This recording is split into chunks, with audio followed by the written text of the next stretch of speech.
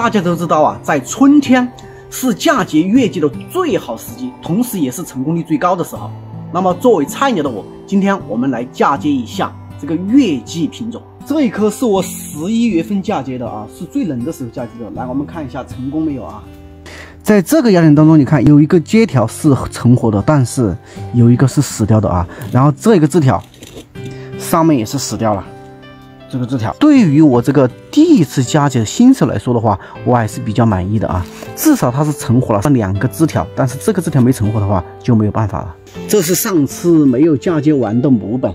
那么嫁接这个枝条的话，我是买的这个基里月啊，是最小的品种之一，可以看得出这个枝条还是蛮漂亮的啊。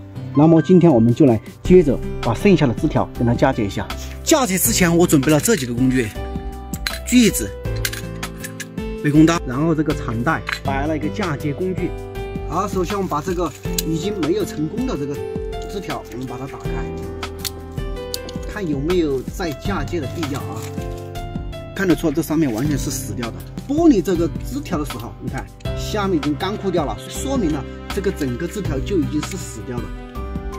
那么这个就没有拯救的必要了啊。我用的是这种小刀子啊，嫁接的时候锯这种小枝条啊是相当好用啊。你看它的切口比较平整。接着我们把这个粗的枝条剪下来，然后拿去嫁接。枝条不错啊，这个枝条不错。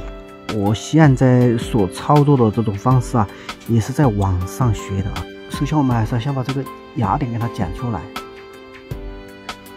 啊，这个样子。我选芽点的话，我是选这个比较节点比较多的啊，芽点比较多的啊，以后成活的话，它发芽应该发的多一点。然后还是一样的操作啊，我们把这个直接给它好锯块过后的话，我们可以看到，你看这上面是新鲜的啊，是重活的。那么我们就可以在这个基础上嫁接了。嫁接之前呢，我们要跟它开口啊，我选用的是这个 T 字形的这个嫁接刀。然后在网上买的，你们可以买一下。我还是改用那个刀子划开它算了。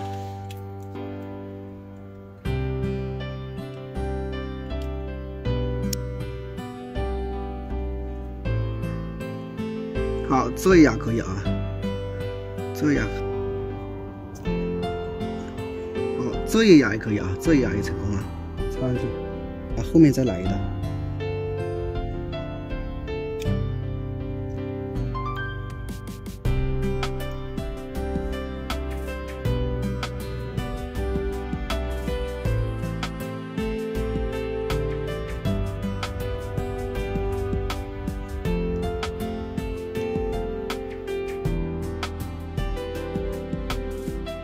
已经被我嫁接完成了啊，然后的话，接下来我们就用这个支缝带把它套住就可以了。来套之前的话，我是把这个支缝带里面喷了点水的啊，这样子它能让它保持有水分。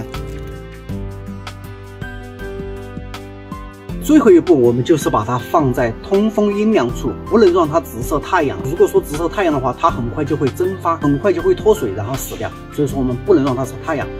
这是第2次嫁接这个微月季啊，不知道能不能成活，我们1个月过后见分晓。